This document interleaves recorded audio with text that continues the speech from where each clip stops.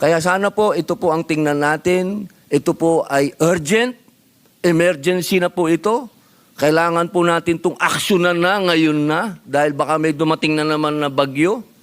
Sabi po tayo ng sabi na ito na ang sitwasyon natin, mas lalakas ang bagyo, mas dadami ang baha. Siguro po ito po ang panahon para ipakita natin talaga na ang ating gobyerno ay re-responde sa taong bayan. At ito po ang kailangan sa ngayon na. Ma-resettle po sila, ma-relocate po sila.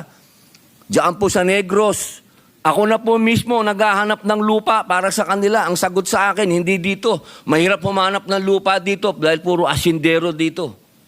Makakaaway natin dito ang mga asindero. My goodness gracious. Mr. President, before we continue with the budget of the DSHU, the Department of Housing, we'd just like to welcome to the Senate His Excellency Bibata Nebi Quadrago, non-resident ambassador Burkina Faso to the Philippines, together with the Honorable Honorary Consul General Consul Robert Goyutay, Consulate of Burkina Faso in the Philippines, with his wife, Ms. Fego, and si Khalifa Somali and Madeline Tiemtore, Mr. President. We'd like to welcome them to the Senate. Thank you to our guests, to Ambassador and the party together. Welcome to the Philippine Senate. Thank you, Mr. President. Thank you for visiting. Yes. Mr. President, no Majority other Leader. member wishes to interpolate the budget of the... may we recognize Senator Robin Hood Padilla, Mr. President? Senator for short Robin Padilla is recognized. Maraming salamat po, Ginoong Pangulo at sa ating pinunong mayorya sa pagbanggit po sa aking bisita. La patrie ou la mort, nous vaincrons. French. Fatherland or death, we shall overcome. Opo, pwede po bang magtanong sa atin pong mahal na kaibigan, Pero Senator wag in Einstein? French. Hindi ako marunong mag-French. Hanggang doon lang ang French ko. French fries pwede. Marami lang po akong mga gustong tanungin pero ang lahat po na yon ay nabanggit na po ni Senator Risa, kaya ang mangyayari po sa akin ay manifestation na lang. Pero meron po akong video bago po ako mag-manifest. Ready na?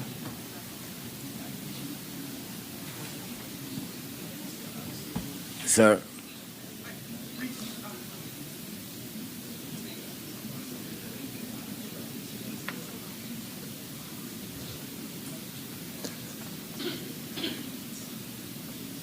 Ito po ay kuha sa Cebu.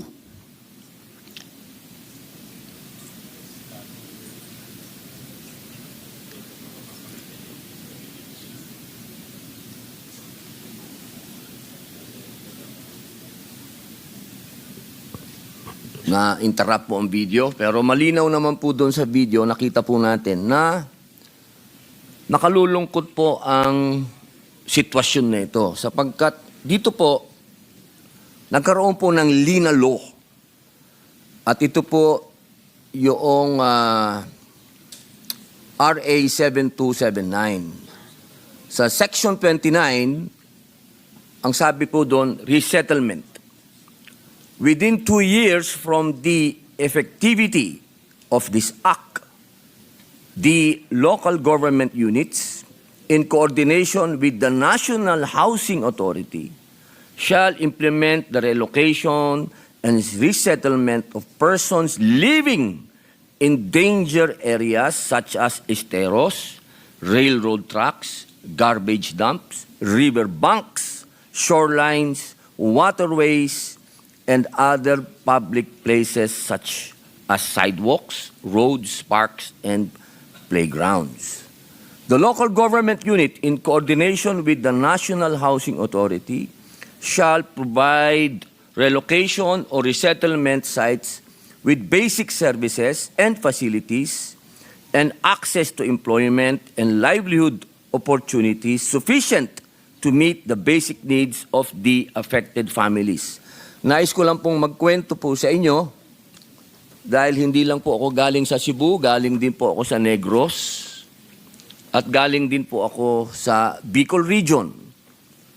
Gusto ko pong ipaalam sa ating mahal na ahensya na aking pong partner sa loob ng 3 taon. Marami din po kaming project na nag-umpisahan ng NHA.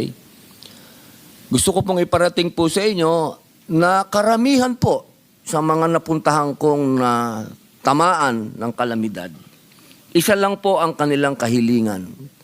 Sila po ay maalis sa lugar na yon at mailipat sa isang lugar na sila po ay safe. Nakikita niyo po yan, kalsada po yan, naging waterfalls na. Ganyan po ang sitwasyon. Gusto ko pong malaman po din ninyo na sila po ay hindi ko malaman kung bakit pinayagan ng local government na tumira itong mga taong ito sa riverbanks, sa mga tinatawag po nating daanan ng natural na tubig kapag umuulan. At yung iba ginawa pang barangay. Hindi ko po talaga maintindihan paano nangyari yon na itong mga taong ito ay pinayagan doon tumira. At noong nandoon po ako at nakipagtalakayan sa kanila, ang sabi po nila sa akin, wala daw pong ino-offer na resettlement o relocation sa kanila, ang NHA. Nakalulungkot po dahil kinausap ko po yung local government, dribble ang nangyari. Ang sabi po, tinuturo naman po kayo. Kasi ang sabi sa batas, sila ang mag-aalis, kayo ang magre-resettlement. Ang nangyayari po, turuan. Hindi po ako magtatanong na. Ako po yung nagmamanifest lang. Ang nangyari pa po, dumating pa yung isang ahensya ng gobyerno, imbis na ang i-offer sa kanila ay resettlement o ialis doon, magbibigay lang daw po ng bubong at kahoy. Ibig sabihin, dyan pa rin kayo titira. Pag dumating uli yung baha, bahala na kayo sa buhay ninyo. Parang ganun po. Gusto ko lamang pong ipaalam sa lahat na dyan po sa Cebu, meron pong namatay dyan, 8 sa isang pamilya. 8. Isang pamilya po yun, 8. Doon po sa Negros, 14. Isang pamilya. Kaya sayang po, kitang-kita po natin, no? Nandiyan po sila sa pambihira, oh. Kaya sana po, tatagal lang po tayo dito kung magtatanungan pa tayo. Baka po sa 2026 na ako magtatanong kung ano po ang ginawa ninyo dito sa nangyayari na to sa ating mga kababayan.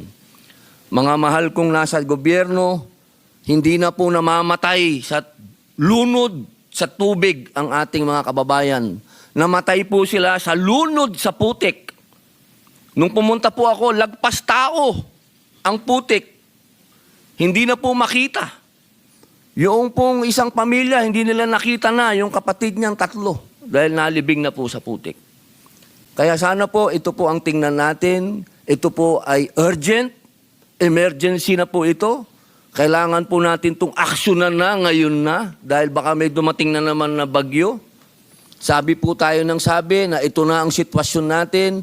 Mas lalakas ang bagyo, mas dadami ang baha.